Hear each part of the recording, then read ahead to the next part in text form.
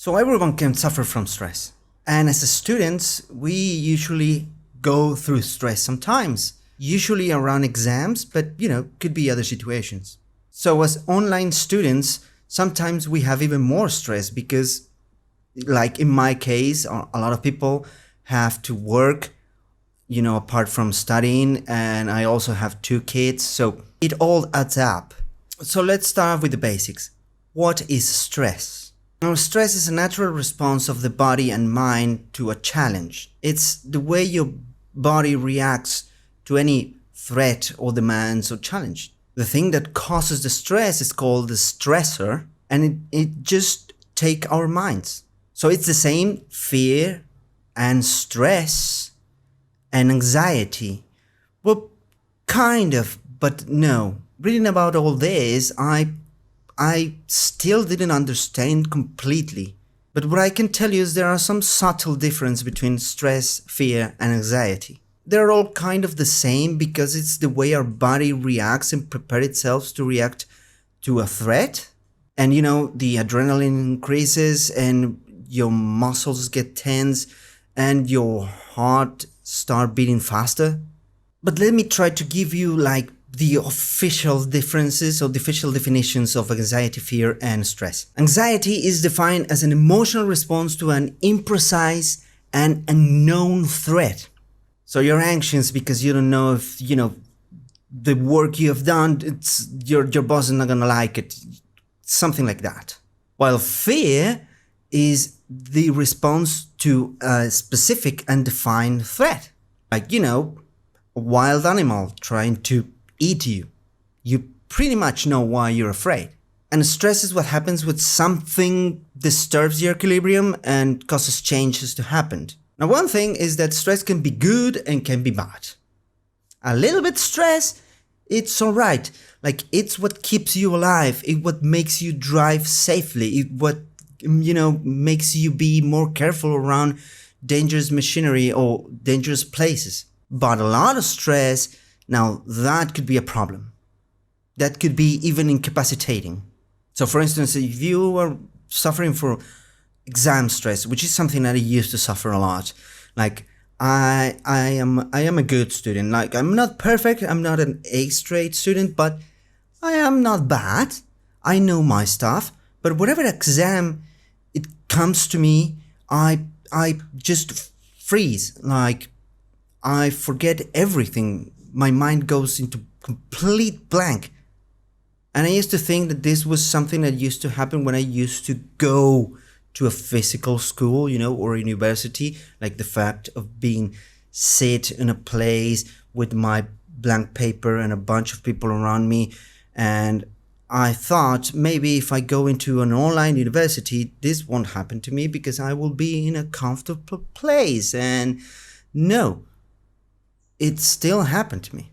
So you just want to get out of there. Just don't want to do the exam anymore. And a lot of people maybe, drop school for that because they cannot withstand to have that feeling all the time in every single course. And that happens in everything. If you're stressed out in your house or for any other reason, you try to run away from it. A lot of people tend to, just stop doing what they're doing, just go watch TV. A lot of them sleep a lot or have too little sleep.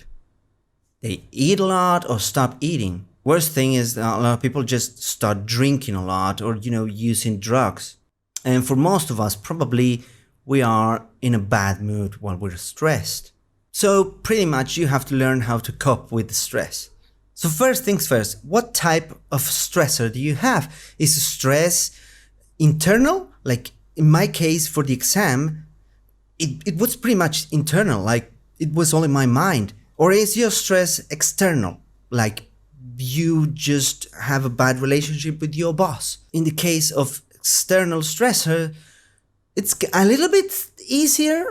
You could talk to your boss and tell them, let them know what's happening. Now, his response or her response, well, that's another thing. That's just another story. That depends on that guy. But at least you can deal directly with that stressor. When the stressor is internal, that's a little bit more difficult. Here are a couple of things that you could do to cope with stress, especially internal, but it could help with any type of stress. Now, first of all, get better sleep.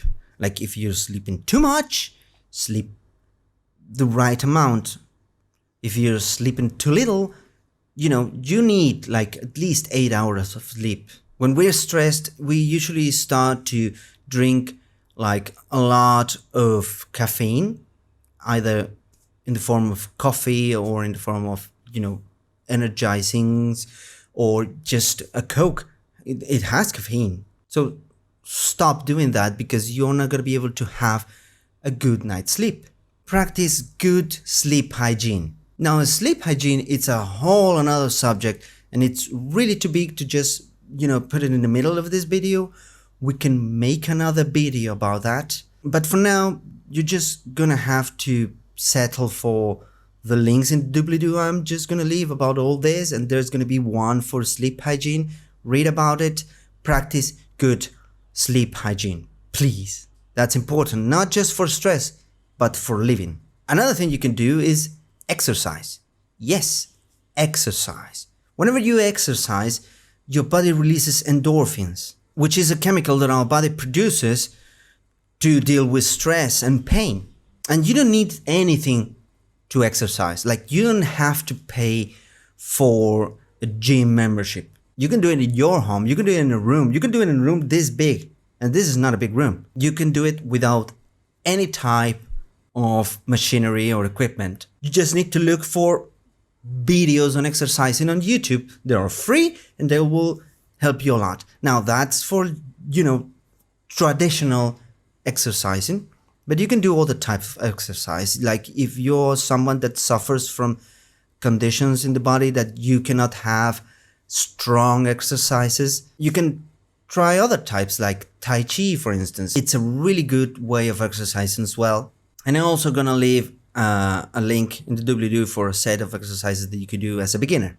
Continuing with that subject, relaxing is really important. Doing Tai Chi again will help you doing that, because you're gonna practice your breathing and you're going to feel a lot better, trust me. But you can also try meditating or, massages. The important thing is that you have to relax. And of course, your attitude is really important. If you're a guy that always looks, the glass half empty, you should try to start looking the glass halfway full. Now, that's a lot easier said than done, but you could at least try to self-convince about this. Sometimes stress just comes from the fact that we are making something that it's not really important super important. And one thing that you have to remember is that in 100 years, we'll all be dead. Like, most of us will be dead. My parents will be dead. Probably my kids will be dead in 100 years. Anyone that you know now will be dead in 100 years. Now, that kind of, sounds a little bit grim, but it's also true. So it is important to you. I understand that. But it's not the most important thing on the planet. Most of the things you're going to be doing are not the most important things on the planet. And by that, I don't mean that you should not be doing them. It's just that it's not going to be a big problem if you just don't make it perfect. And at the end of all, if you're not able to cope with stress by yourself, seek counseling. That's really important.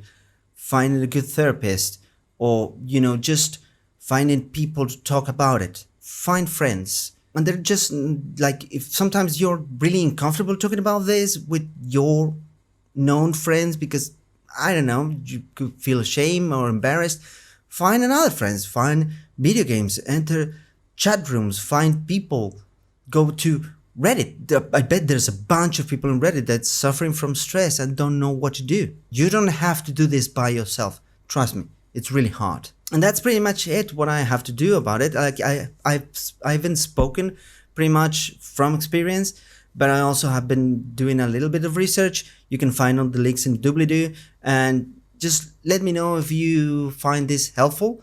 And if you want to talk about any other subject, just put it in the comments. So yeah, that's about it, and I'll see you in the next one.